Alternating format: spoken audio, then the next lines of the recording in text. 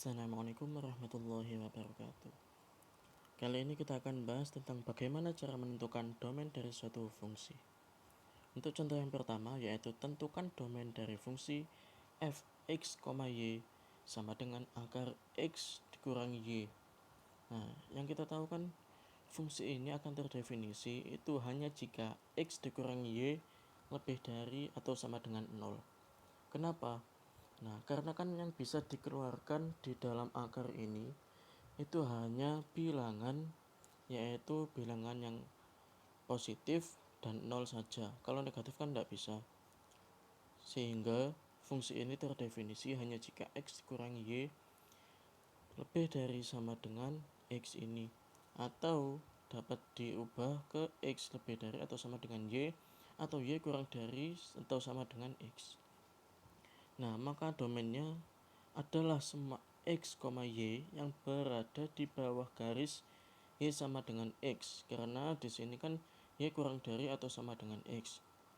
Nah, jadi di sini bisa kita tuliskan bahwa persamaan ini yaitu ada di bawah garis y sama dengan x. Pertama kita coba dulu yaitu semua kemungkinannya, misalkan kita pilihkan y-nya berapa, x-nya berapa. Jadi di situ dapat dicek nanti garisnya ada di mana. Nah, jadi domain fungsi f-nya ini yaitu cara menulisnya yaitu dengan kurung kurawal x, y titik 2 yang dibaca sedemikian hingga x lebih dari atau sama dengan y. Nah, di sini mari kita cek misalkan x sama dengan 1. Nah, x sama dengan 1 maka y maksimalnya 1. Karena di sini itu gimana?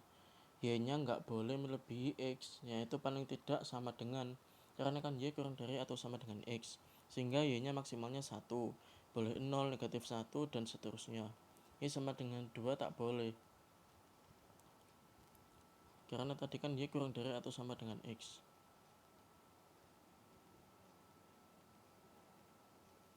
Nah, ini gambarnya.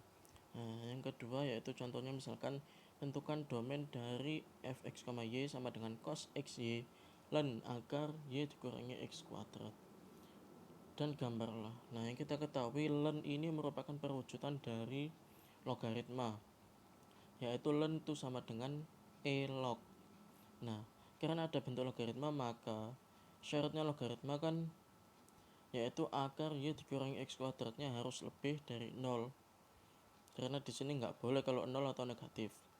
Sehingga jika dikerjakan maka akan diperoleh y dikurangi x kuadrat lebih dari 0 dapat diubah menjadi y lebih dari x kuadrat. Maka domainnya adalah semua x, y yang berada di atas garis y sama dengan x kuadrat.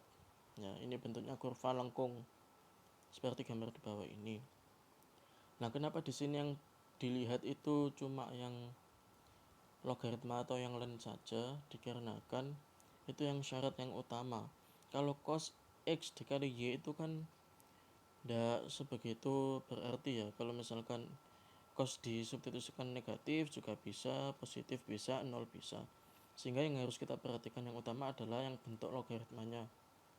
Nah, untuk yang berada di atas garis y sama dengan x kuadrat tadi yaitu tidak termasuk garis atau kurva tersebut. Jadi domainnya yaitu dapat ditulis x, y demikian hingga y lebih dari x kuadrat. Sehingga jika digambarkan tinggal kita gambar saja kurva y sama dengan x kuadrat. Kemudian kita arsir yang atasnya karena kan tandanya lebih dari situ dapat diketahui. Nah, selesai.